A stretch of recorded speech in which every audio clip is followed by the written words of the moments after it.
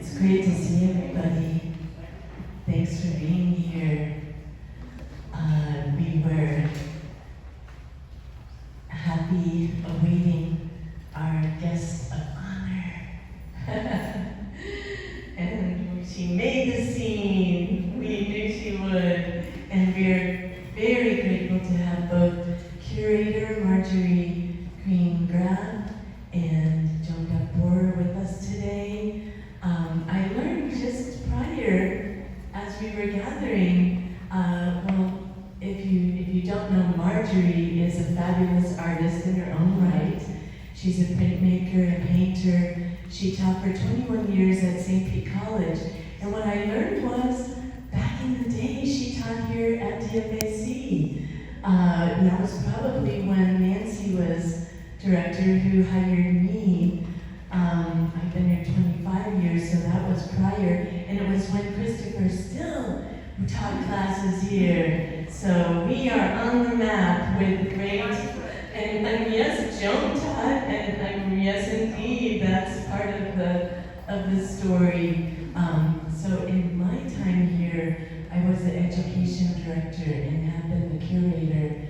And yes, and met Joan, and was hired Joan to teach painting classes. And I must say, only the brave creators would sign up for her classes. And that is the truth. You had to be someone who's willing to take risk and be unafraid of new ground. And that is really what I think of her creative spirit is a lifelong pursuit of the new and surprising. So we're very honored. We had a wonderful artist talk at our opening, and this is a delight to have further opportunity to hear from Marjorie and Joan, who are going to have sort of a question and answer format. So thank you for being here to participate, and we will welcome questions as everyone feels comfortable. Okay, thanks, and here's to you, Marjorie.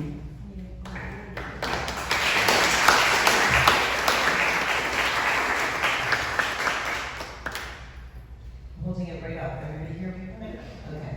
Well, thank you to Catherine and Nathan, and of course to Joan, because none of this would be possible without her lifelong pursuit of the arts, which we totally support. We're going to do a question and answer format. Joan and I have talked over, 5 or 6 months about a lot of things, from art to politics to nature, I mean, just everything. And so today is a chance for you to get to know her as I did, which is just a real treat.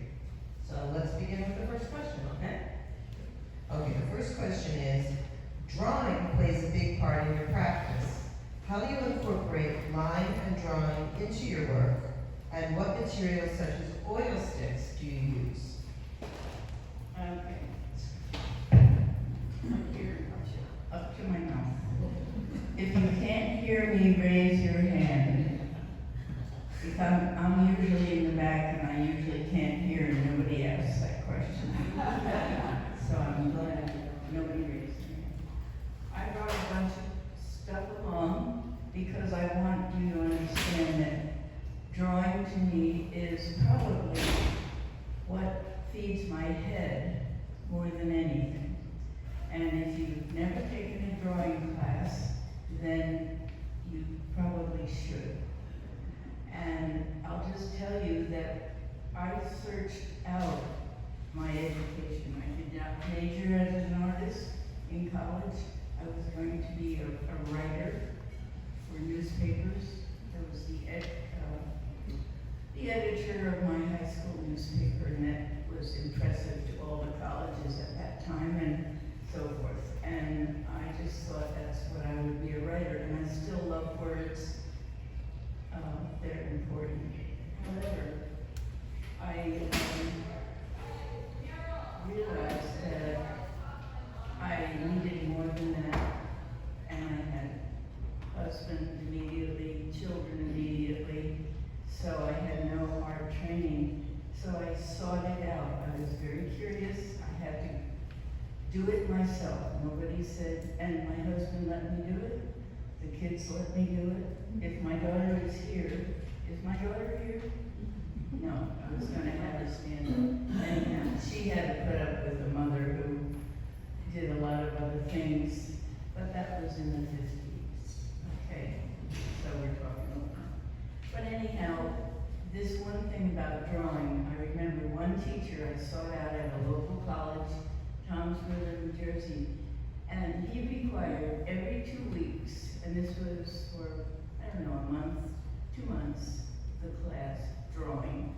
You had to fill up a sketchbook and put it in, hand it in, so you drew all the time.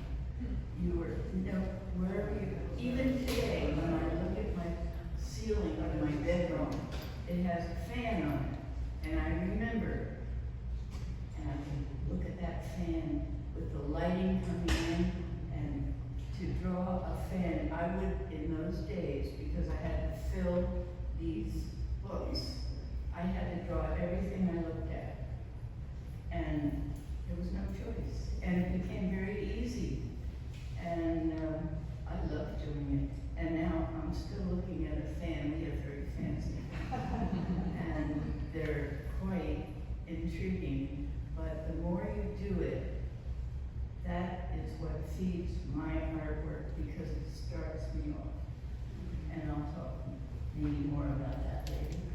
Well, that's great, yeah. I mean, as a drawing instructor, I can only say kudos to that, right? Oh, Everybody should take a drawing class. And if you can only draw stick figures, we can teach you, so that's right. We can teach anybody. I don't know stick. No, right. Okay, moving from line to color, much of your later work has big blocks of color and then more intricate imagery. How do you use negative space and composition to determine your imagery? Well, I have no I have no particular way to do things, and there's nothing wrong with having a particular way, but I have found my way without that.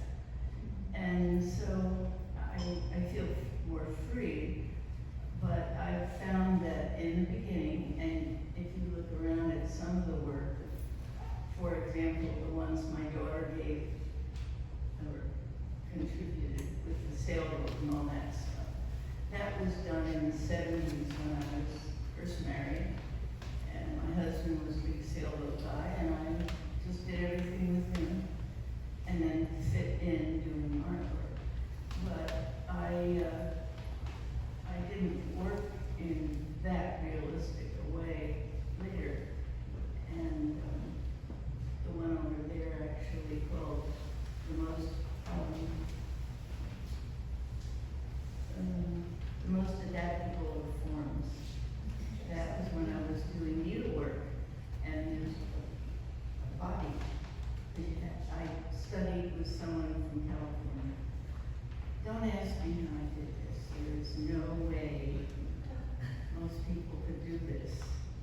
I think now, and my daughter's not here, so she can't testify what she missed out on, but somehow times were simpler, perhaps. So your question is, how do I gradually realized that when I look at a painting, it needs a color, and then I found, what do you call that color? Colorated paper.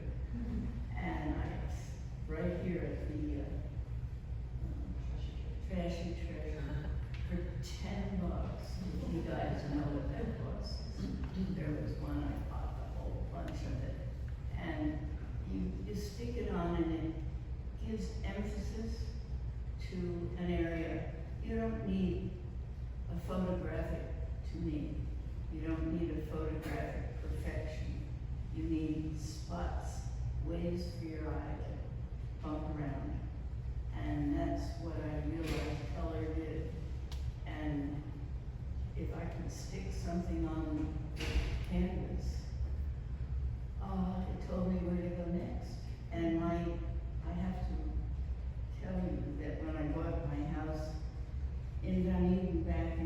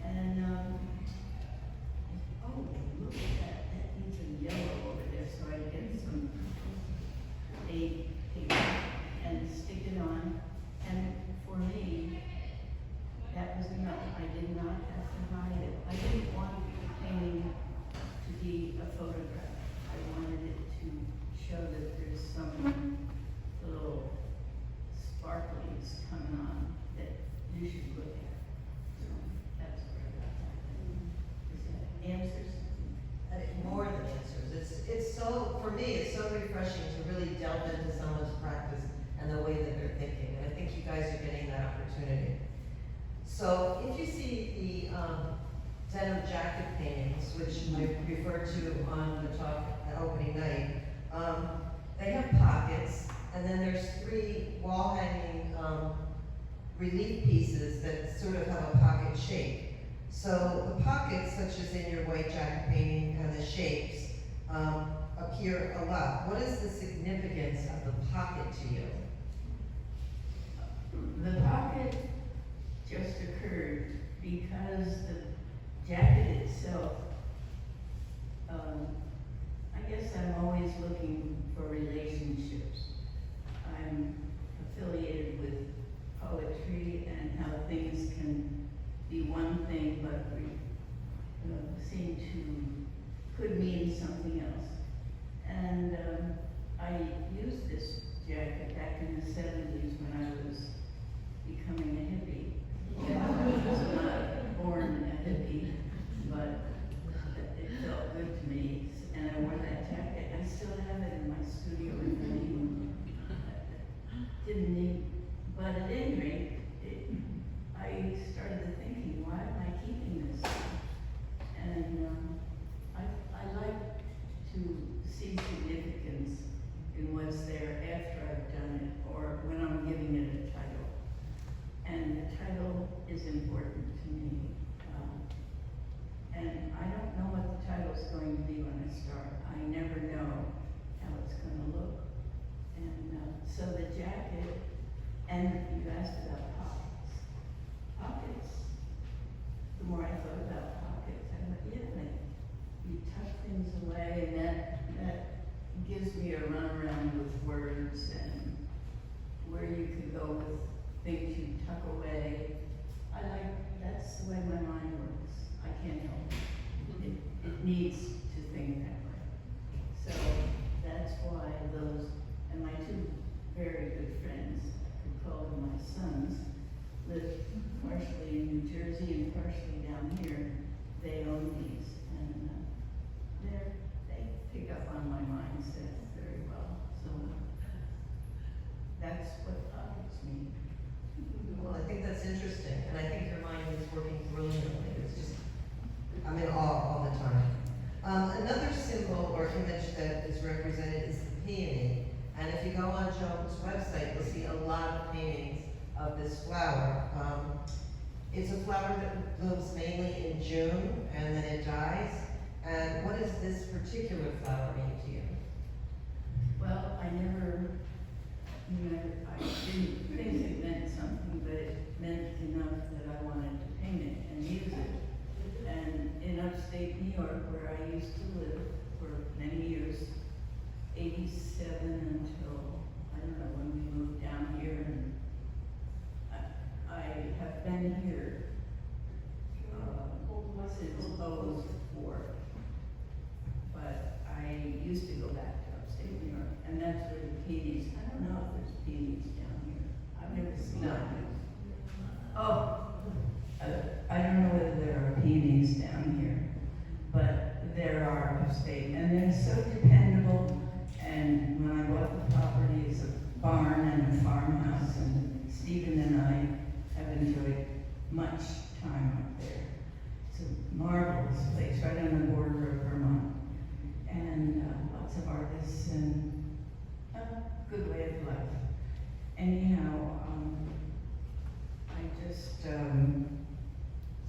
the peonies were already there. They live forever, and every year they bloom without any tending to them, and they just are glorious, and then they just live their life and die. And to me, that's a lovely way to do things. Just do what you can, and that's, the peonies never disappointed me. So they're not like other flowers who have to be tended to. They're just significant, and I just went with it. Well, I like that you said they never disappoint you. We're going to go into some deeper questions now. So Joan has been classically trained. You went to Bucknell for undergrad and Rutgers for graduate school, as also taking many, many workshops and some different places that you went and worked and studied. And in your training, say is so important. Collage, sketchbooks, and all these things help determine your paintings. Do you think contemporary artists, younger artists not steeped in more classical training are missing out by not going through that process? To tell you the truth, I never thought about it. And you don't have to. They're all different from me. Their music is different. The movies they remember are different. I'm so old. I don't fit into certain discussions of movies or actors. Stephen's better at it than I am. I just don't. I'm too old and still living. So there we are. And there we are. Okay. Well, again, just one more deeper political question, and then we'll veer away from that. But in the current political climate, which we will not discuss, the arts are losing funding, and many colleges are closing. And I must share, in a sad way, that the University of the Arts, where I went for 4 years for undergrad, closed last month after 150 years. So, yeah, really, really sad. And Pennsylvania Academy of Fine Arts eliminated their program. And just NPR this week had a whole segment on closing colleges. So, does it worry you that younger generations lack the background, not just for visual arts, but to appreciate the arts if we don't have these institutions? It's a big question, and television, technology, cell phones, Facebook. I don't use Facebook. I cannot deal with that many images. I love people. I love talking to people. And I know I'd be hooked if I just got into it, because I have images to put on. And I do have, fortunately, an agent who sells my artwork. So there's no need for me to publicize it that way. And I understand that if you don't have an agent, you do have to get your work out there to be seen. But I don't know what the answer is. Certainly with the commercial society that we have, and I have trouble with TV because of all the ads. I don't know who doesn't. I mean, I can't believe it. At any rate, I'm not going on with that. But anyhow, I don't know what, you're not going to make money as an artist, so it has to be something you need to do. And you'll have to, my father was very practical, and I didn't even suggest I become an artist. I just did everything in the art world by myself. I did everything I could. Needlework, everything my grandmother's taught me. I just was always making things. But when I went to college, he said, you better get into something where you can make money. I was born in the Depression, so people thought differently. And so there was no choice. I got into teaching, and teaching grades did not suit me. I did not know how to control children. Oh, I'm just so glad to get pregnant. It gave me a reason I could possibly teach children. So that's got me out of it for 10 years, and then we moved to a new place, and I wanted to buy a nice house, and my husband didn't make great bucks. And I could teach, the kids were in school, so I went back and I was able to get teaching art by taking extra courses. And I adore teaching children. They are the stimulus. I don't know, I'll stop right here because I was gonna ask this question. Is there anyone in the audience who took a class with me? Raise your hand. What is your name? Joan? Yeah. Oh, yes. And I remember you so well. And you know me so many wonderful things. I'm still doing art. Are you? And I'm 85. Good for you.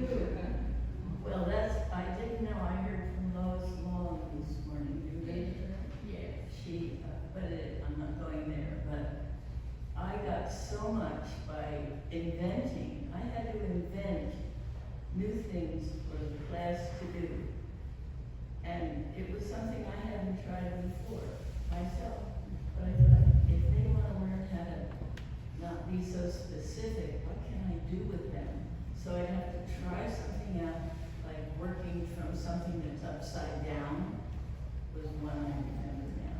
But I was always inventing strategies for them to try, and they try anything. And I taught here lots of times, and it stimulated me because I stimulated me. But I also went that way and this way and up, and you wonder about me. But that's wonderful to hear. Yeah. So I'm not sure where I started with this. It's fine, it's fine. I think everyone's enjoying every moment that you're speaking. I just want to go back, because I didn't want to interrupt you, when you a couple times referred to your daughter and you thought, what is she missing? It's my observation that, and I haven't spoken to your daughter about this, that she only benefited from all of the things that you were doing and having such an incredibly curious mother. I can't see that having a detriment in any way. Curious, that's for sure. So I think that, of course, I'm all for women working and doing whatever they want. So I think that was probably a good role model for your daughter, not a detriment. Well, it's turned out that way. Good, that's good. You spoke about this a minute ago, about your family, your grandmother's experiencing in doing needlework. And there's just been great shows at the Lipa Ratner, at the Tampa Museum. I plan to join that group. Okay. I'm what are they, surface design. I want to be a part of them because I definitely am interested. Yes, so how do you think your grandmother, your aunts, whoever, your mother, was it just about keeping your hands busy and making stuff, or was it about the fiber itself? I don't think either of those. I think they maybe, I don't know how those women in those days thought about anything, actually. I didn't really understand. But I was always praised for everything I did. I made a giant quilt, which is a memory quilt. Second husband, we traveled all over Europe. I just wanted to remember, and I had the energy. I don't have that kind of energy now, and I'm healthy right now. However, that kind of energy and my fingers aren't good anymore, and I couldn't do that work. But I have done so much surface design. That's why I'm interested in this place. I have stuff at home I've not even shown. It's all over the place. I had to hang curtains in front of it so I had room for the paintings I'm doing, and I have too much stuff in my little house. I think a lot of women do gravitate towards fiber art, but I'm seeing that there's a lot of guys doing it now too, so it's having its moment, obviously. Okay, my last question before everybody else can ask theirs. And I think we all can sort of gather the answer to this just by listening to Joan, but what do you think keeps you going as a maker well into your 9th decade? Well, I will have to say, and this is my dear Stephen, who had a stroke in December, and he's a dear person for me, and so he's right here, sitting, he's staring right at him. And I haven't been able to get my head thinking about the focus that I need. And I just want to show you this original stuff. I think it's kind of interesting. It's more than one set of drawings, but these, when I realized the help that came when someone is incapacitated, and the people who came, and the gentleness they had, and the need, somehow that got into my head. And I took some pictures. It was right in my own home. I don't know whether Stephen would have even known I did this, but he had to have someone shower him, and maybe many of you know about this. This is something I knew nothing about. And the more I talk, I know many people have had. But to me, watching someone care for a stranger and the dependency and the lack of other things don't matter. You just take care of that person. That's still touching to me, and I have to deal with it somehow. And so I've gotten I try to be painting it. I didn't want to go there. So it's not anything, but you're the first people to see that. Then you can show this. This is of a different nature. I also work, when I sit in my home, I have a big wooden sculpture from an art store in Philadelphia. It's, I don't know, it's 40 inches high. And I keep looking at it, and I like to just find things that I look at a lot. And I wonder, why am I always looking at that? So I start drawing it, and then I kind of like that with the space around it. You asked about using space. Well, space to me enables you to make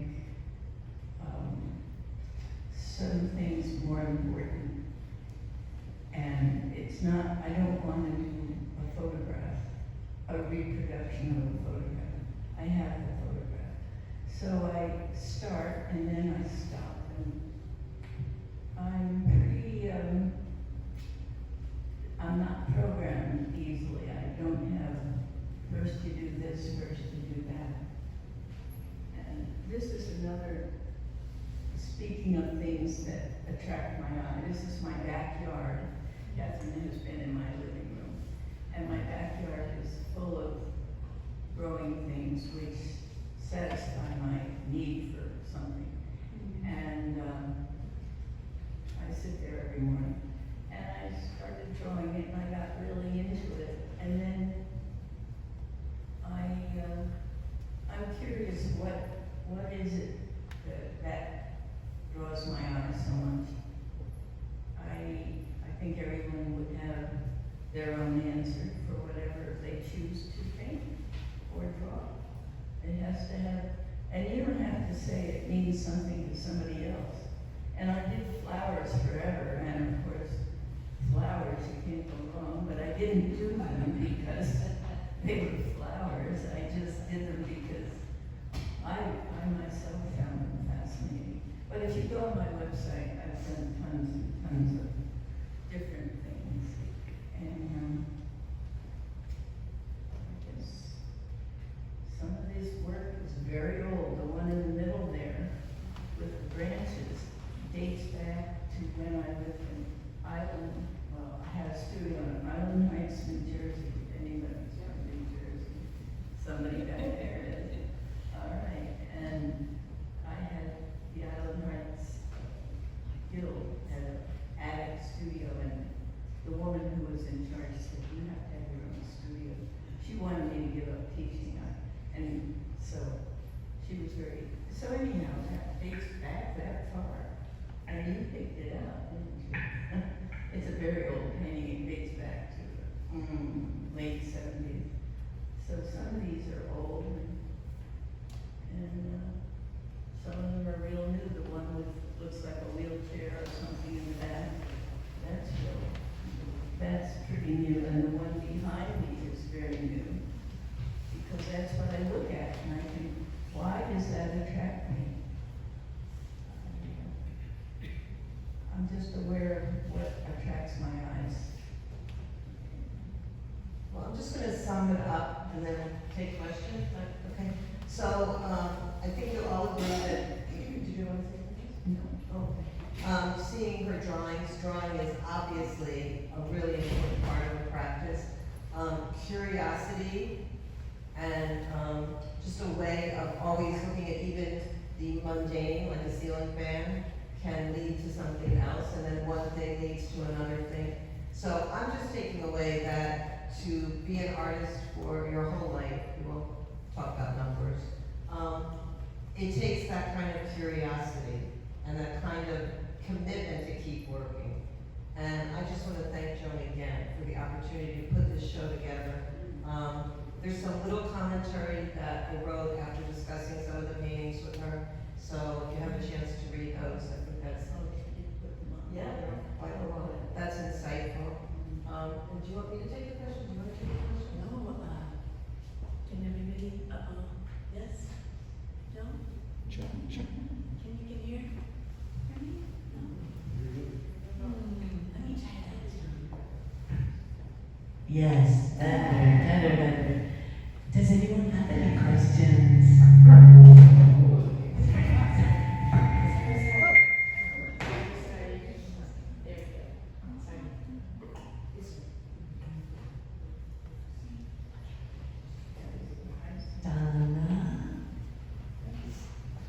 Hello, it's nice to see you again.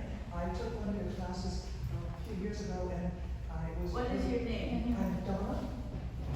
Donna. Dinah? Donna.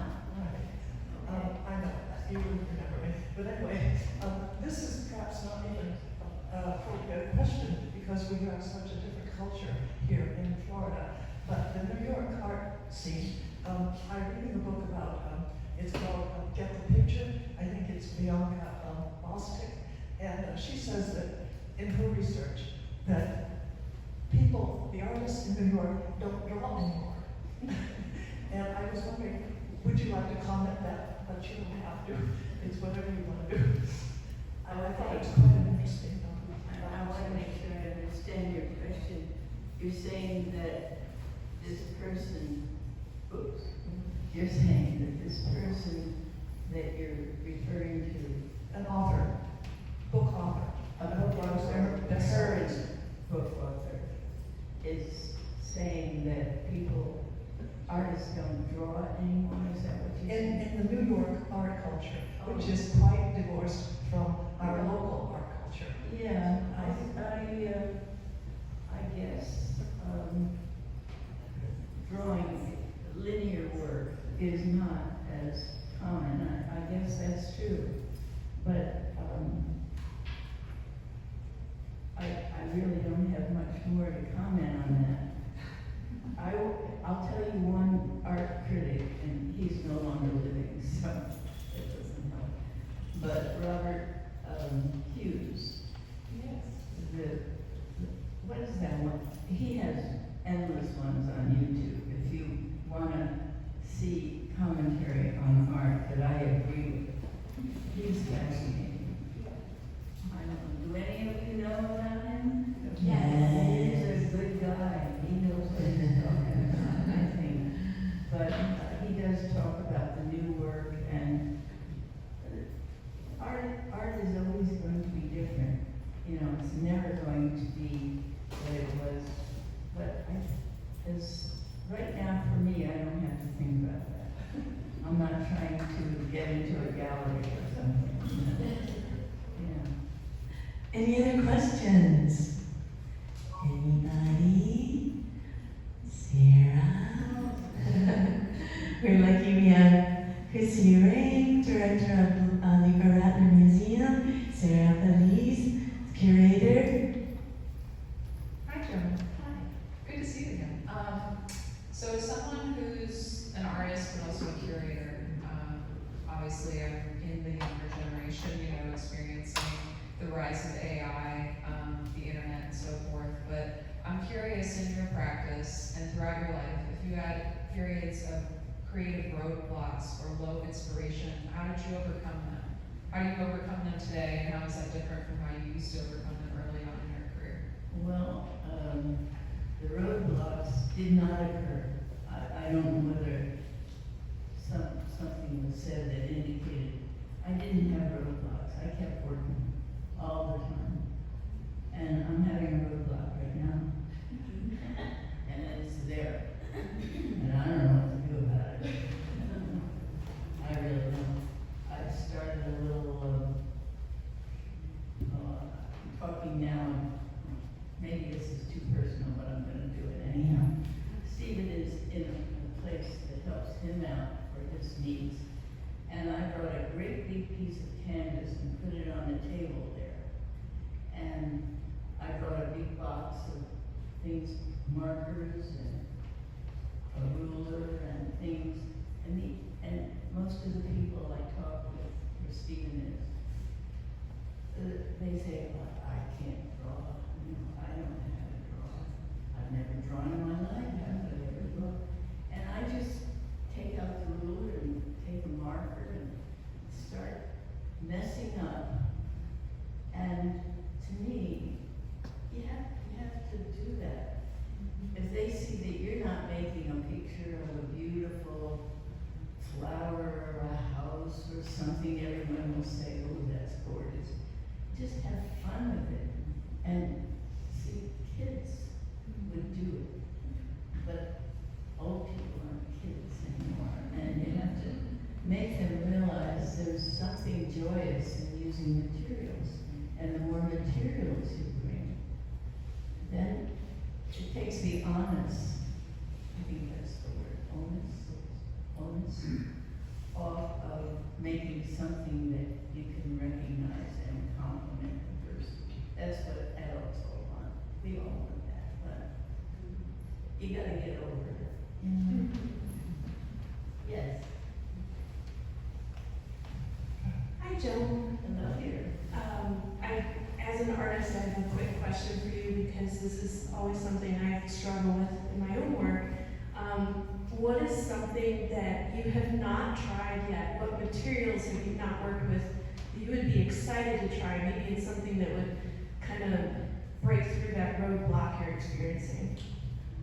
I think the roadblock is not the materials. I'm not attracted to work on the computer, I'll say that. But I don't want to do it, and it bores me. I'll tell you that.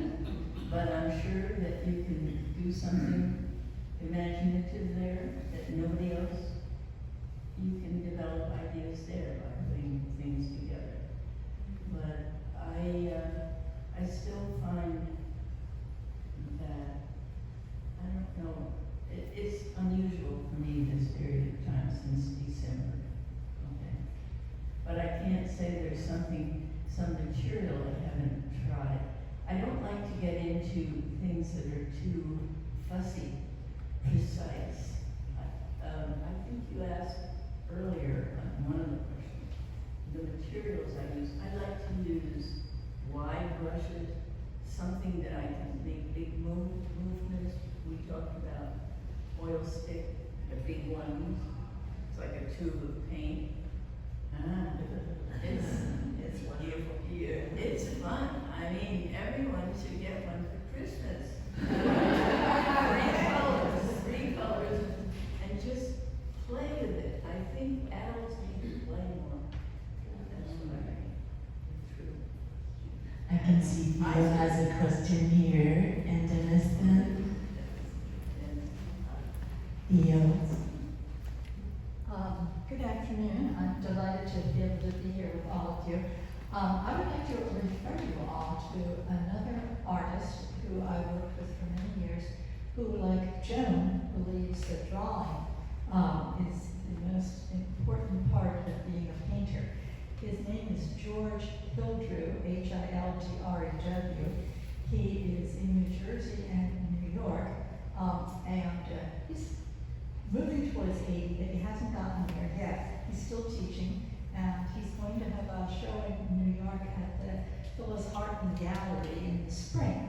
And I think he and Joan could have a wonderful conversation together about how they approach art and the drawing and how important drawing is to being an artist. So George Hildrew, looking up folks, you'll very much enjoy his work. Thank you very much.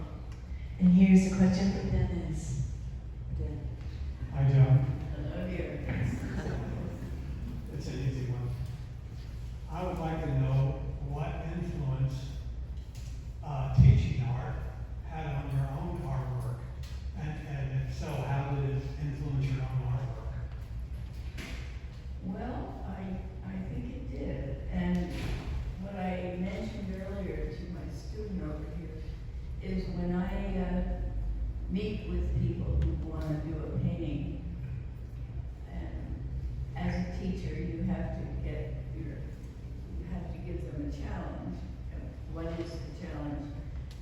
And I try to think of a challenge that will get them from being too precise and photographic and free them up a bit. So that is where it freed me up, because I would dream up something like, take a picture around your house of something you like to look at and print it large and then turn it upside down and then work from an upside down painting where all you see are shapes. You don't, one shape touches the edge, so you make it yellow. The other one is gray and touches that one. And you don't think in terms of precision, like this is a top of a table. All you know is it's a curved shape. I mean, it's a simplistic idea, but for me it worked, and we got some pretty good results that way. I mean, it's just one example. But I was always trying, I'd lay in bed and think, okay, now they're still doing something, and I can't give you an example. So,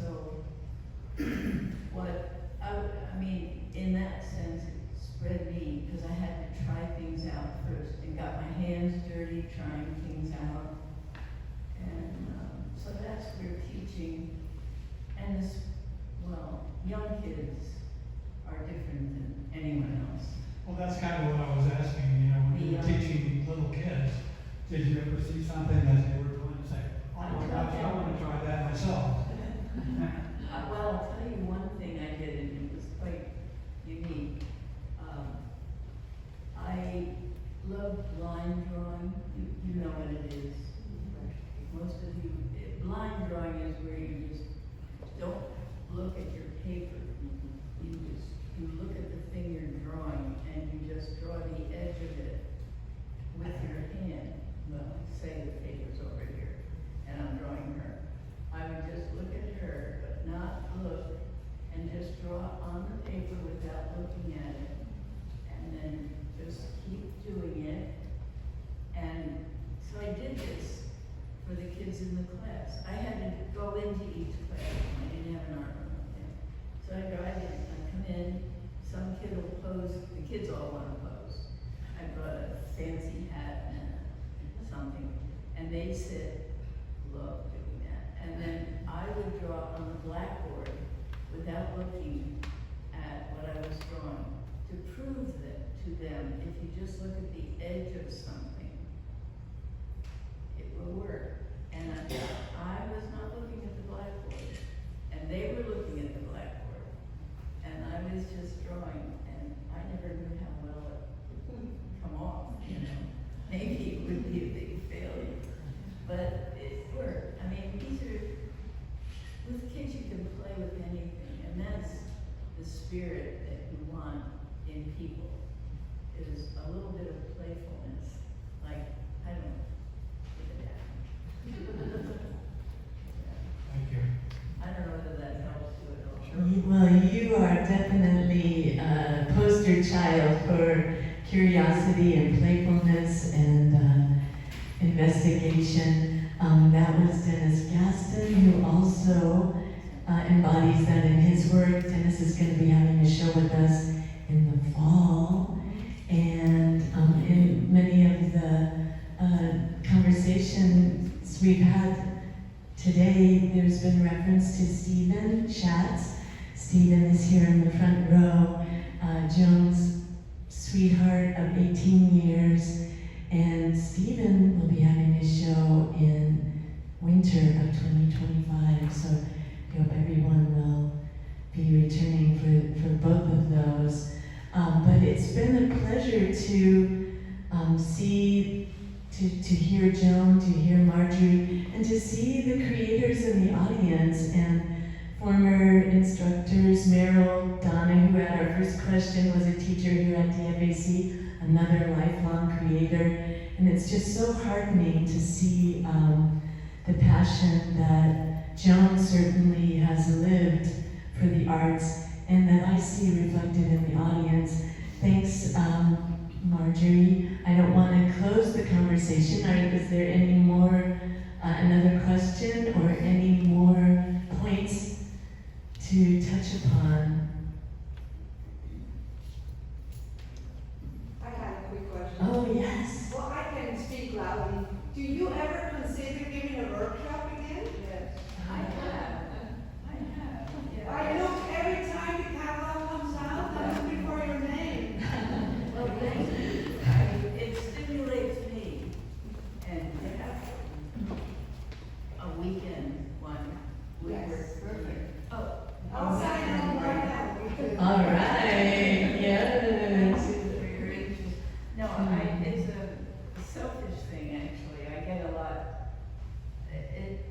people stimulate me. And working with them and their willingness to try things is a delight to me. That's what I'm looking for in people and friends and everything. To try something you don't know and just do it. Yeah. I love that. Anyone else? Yes?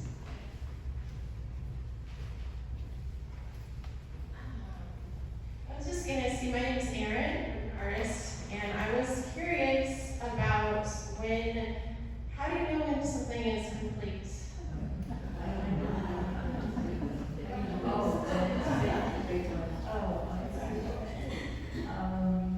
trying to think how I do this. I guess when I have evaluated it in such a way that it has areas of great intensity and areas of less intensity, and the colors work,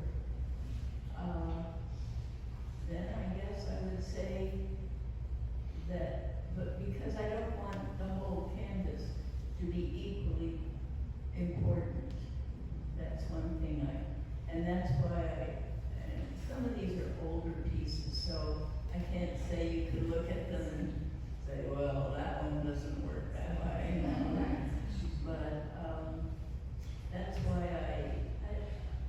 I'm not too analytical, like I'm writing a book about how, it's a good question everyone asks. I guess you have to know yourself. Just write your name at the bottom and say, and maybe I'll put it on later, or maybe I'll work on it later. Yeah. Well, I will just add a few words as having the honor of working with Joan as an educator here at DFAC, but also as a beloved friend. And Joan is my neighbor. She lives right behind me, and I can go visit her anytime. And her home is truly a laboratory. And everything that Marjorie tried to capture in her curation and referencing of her life in the arts, she really has been living every day. And I see works in progress. I've seen the curtain where she hid the works that she did, I don't know how many years ago, when she brought back many works from her time in upstate New York.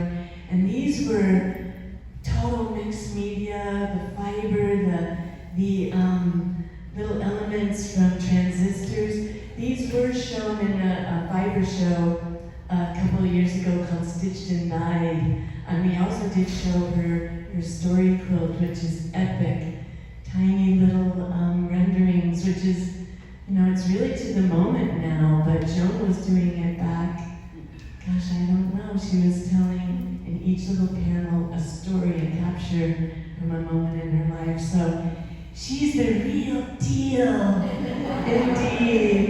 And as I know are many of you who came to honor her today, and as is Marjorie, who we're going to be losing. She's leaving the area, and talking with Kim Kirchman earlier, these guys touched so many lives in their time at St. Pete College, and just what a joy. What a joy to know artists. What a joy to lift each other up and encourage and see what comes next.